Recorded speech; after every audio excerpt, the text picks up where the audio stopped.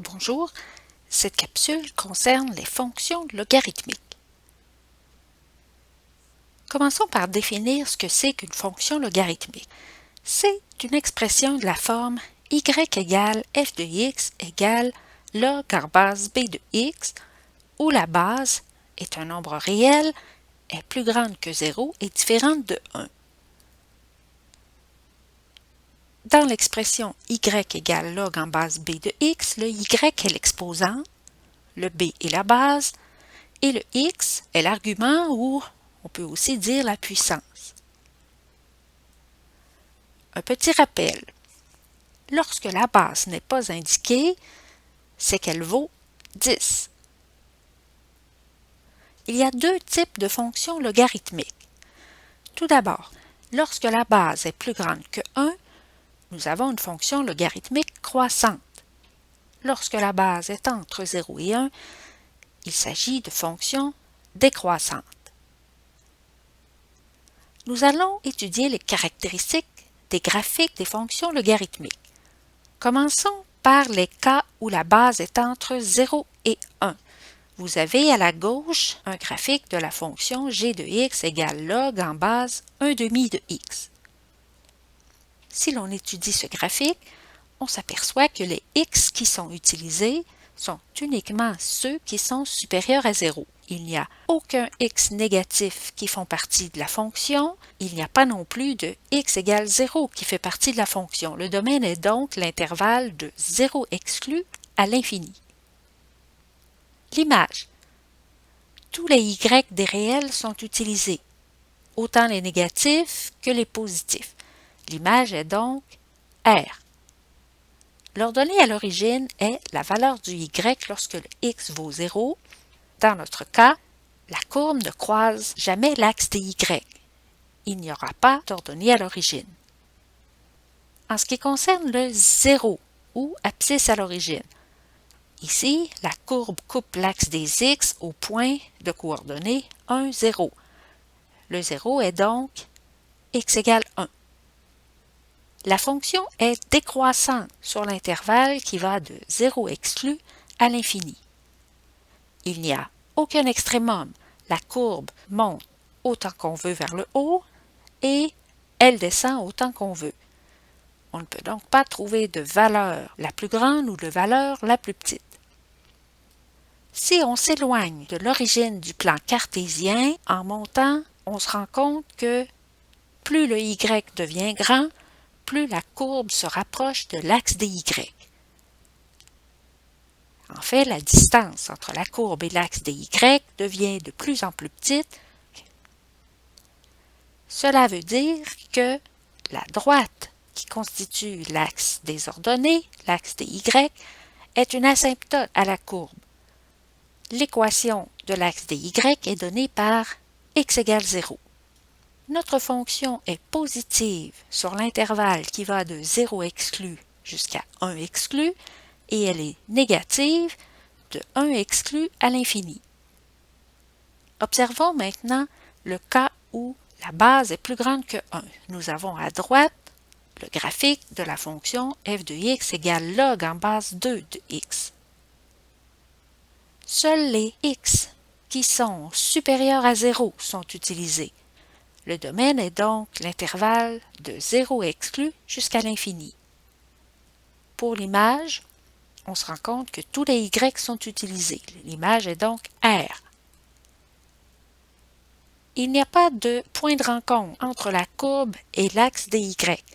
Il n'y a donc aucune ordonnée à l'origine. L'abscisse à l'origine est x égale 1, car le point de rencontre de la courbe avec l'axe des x est le point 1, 0. La fonction est croissante sur l'intervalle qui va de 0 exclu à l'infini. Il n'y a pas d'extrémum, aucun maximum, aucun minimum. En ce qui concerne l'asymptote, on se rend compte que plus on descend en suivant l'axe des y et en s'éloignant de l'origine du plan cartésien, plus la distance entre la courbe de la fonction et l'axe des y diminue. L'axe des y est donc l'asymptote à la courbe. Son équation est x égale 0. Finalement, pour le signe de cette fonction, entre 0 exclu et 1 exclu, la fonction est négative et elle sera positive de 1 exclu à l'infini.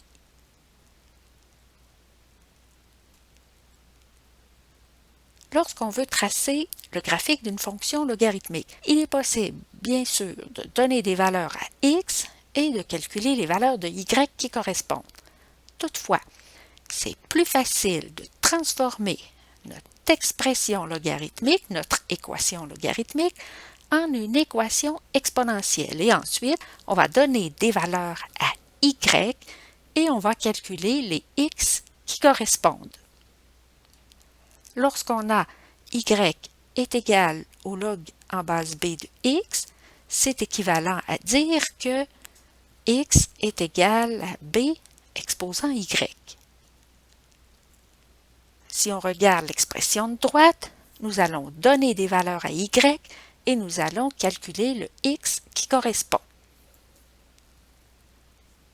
Exercice. Sans calculatrice, nous allons compléter le tableau et tracer le graphique pour la fonction g de x est égal au log en base 1/3 de x. Tout d'abord, nous allons écrire l'équation équivalente à y égale log en base 1/3 de x. Il s'agit de l'équation exponentielle x égale 1/3 exposant y. Nous avons placé des valeurs de y dans le tableau de valeurs. Il ne reste qu'à calculer les x qui correspondent. Nous écrirons ensuite les points. Il faut faire attention ici à l'ordre dans lequel on inscrit nos coordonnées. Le y est bien sûr la deuxième coordonnée de chacun des points.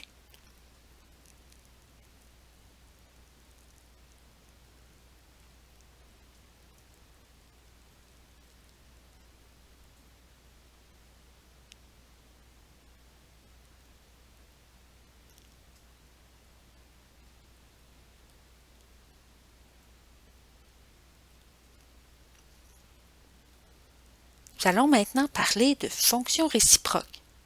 Y est égal à f de x égale log en base b de x est la fonction réciproque de la fonction exponentielle y égale b exposant x. La réciproque d'une fonction, c'est la courbe qu'on obtient lorsqu'on intervertit, lorsqu'on permute toutes les coordonnées des points de la courbe de la fonction décrite par y égale f de x. Autrement dit, on remplace le x par y, on remplace le y par x. Lorsqu'on veut trouver la réciproque de la fonction y égale f de x égale b exposant x, on commence par isoler le x.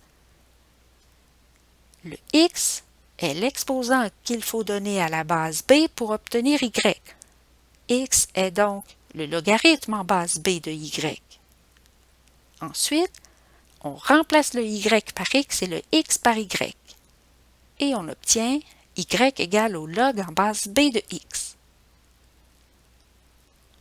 Nous allons représenter sur un même graphique les fonctions f de x égale 2 exposant x et g de x égale log en base 2 de x. Nous vous présentons les tableaux ici.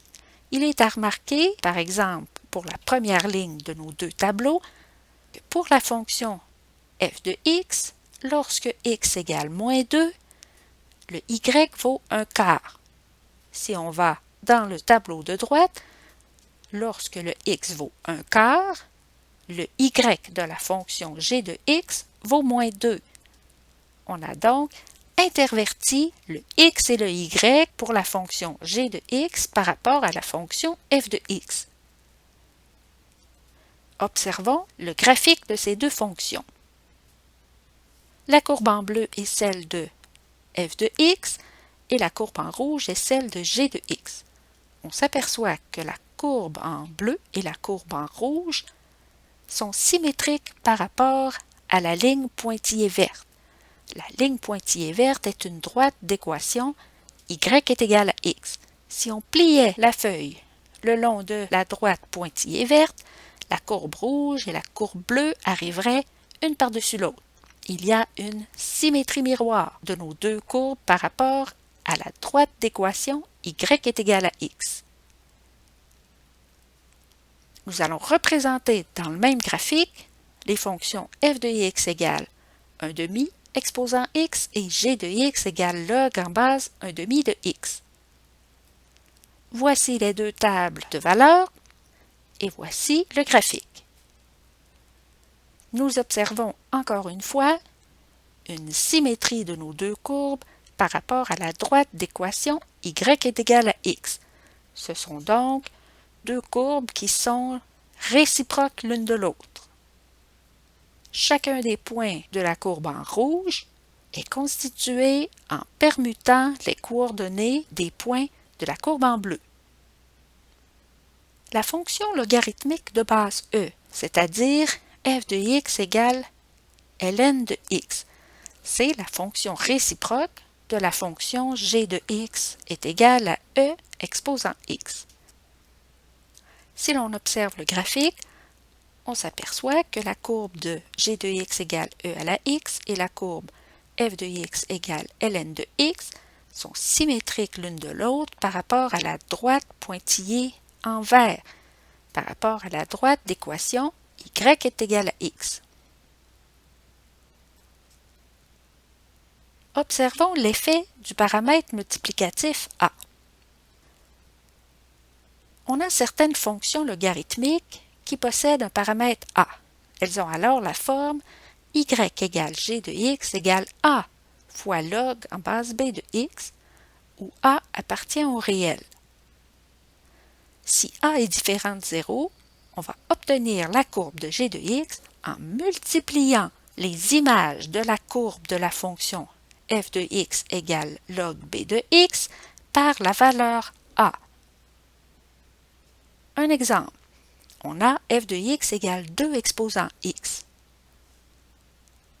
On veut obtenir la courbe de h de x qui est égale à moins 1/2 fois 2 exposant x en multipliant par moins 1/2 toutes les images de la courbe de f de x égale 2 à la x. On a dans la colonne f de x égale 2 exposant x les valeurs de y obtenues. Ces valeurs sont en bleu. Pour obtenir les images pour la fonction h de x, nous allons multiplier ces nombres en bleu par a, qui vaut ici moins 1/2. Donc, h de moins 2 est obtenu en faisant moins 1/2 fois f de moins 2, donc moins 1/2 fois 1/4 qui donne moins 1/8. h de moins 1 est obtenu en faisant moins 1/2 fois 1/2 qui donne moins 1/4. h de 0 est égal à moins 1/2 fois 1 qui donne moins 1/2. h de 1 est obtenu en faisant moins 1/2 fois 2 qui vaut moins 1. Et finalement, h de 2 est obtenu en faisant moins 1/2 fois 4 qui donne moins 2. On trace le graphique de la fonction h de x. On peut bien entendu se servir des y dans la colonne h de x, ou bien si on a déjà le graphique de f de x, nous allons prendre chacun des y de la courbe de f de x, la courbe en bleu, et nous allons multiplier chacun de ces y-là par moins 1/2.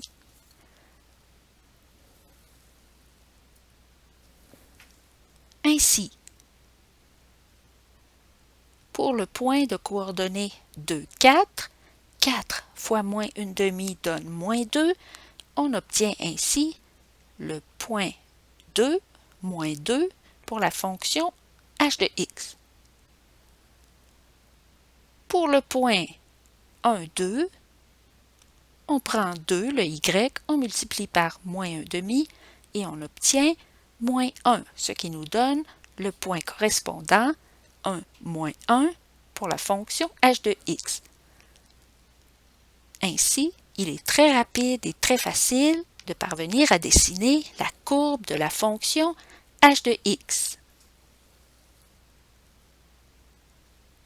Les effets du paramètre multiplicatif a sont les mêmes que pour la fonction exponentielle.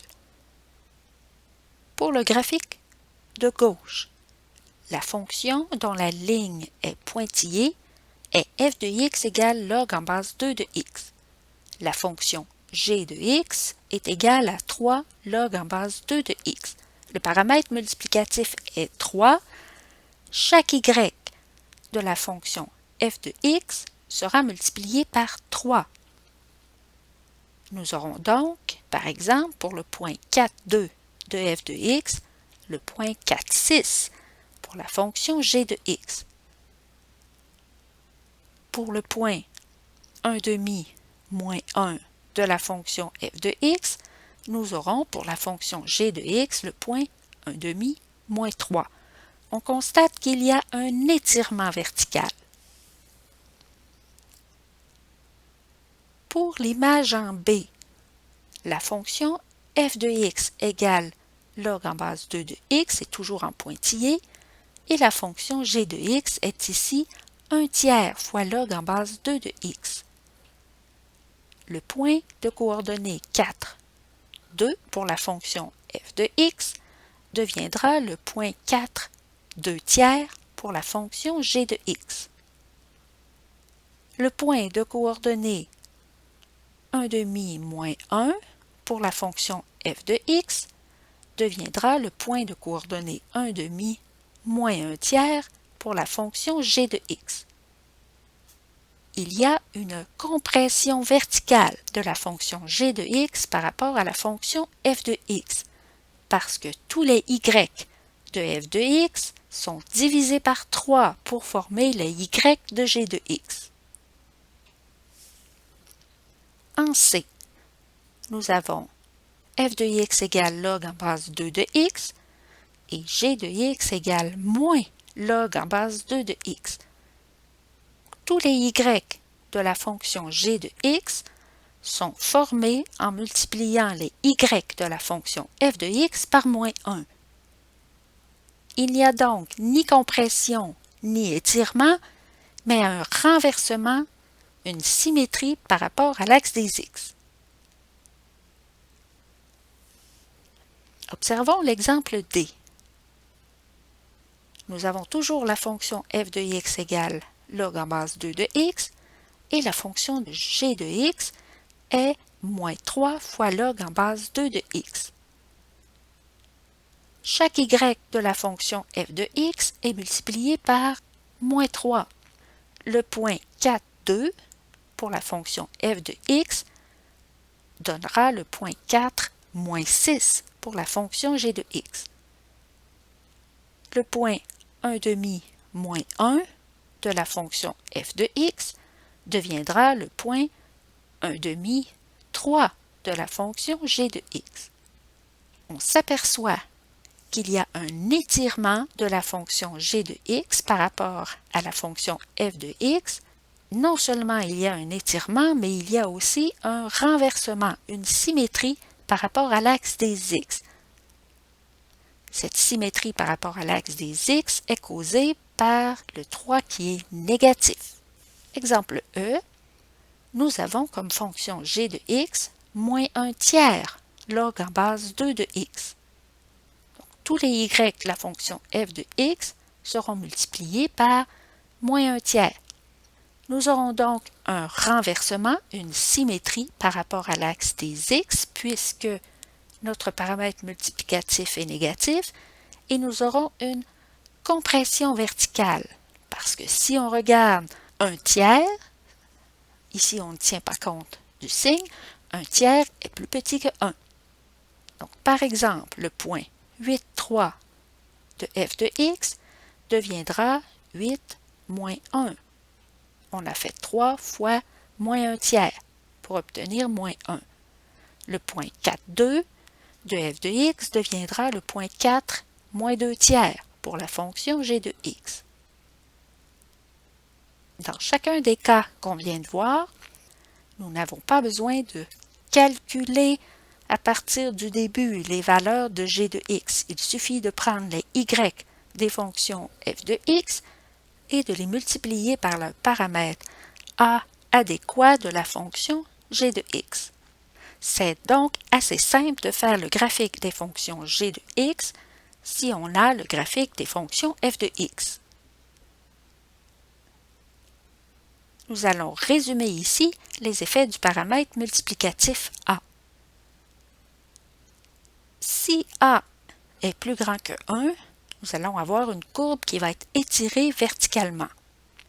Si le a est entre 0 et 1, la courbe va être compressée verticalement. Si le a est plus petit que moins 1, il va y avoir un étirement vertical ainsi qu'une symétrie verticale par rapport à l'asymptote. Si le a est plus grand que moins 1 et plus petit que 0, il y aura compression verticale ainsi qu'une symétrie verticale par rapport à l'asymptote.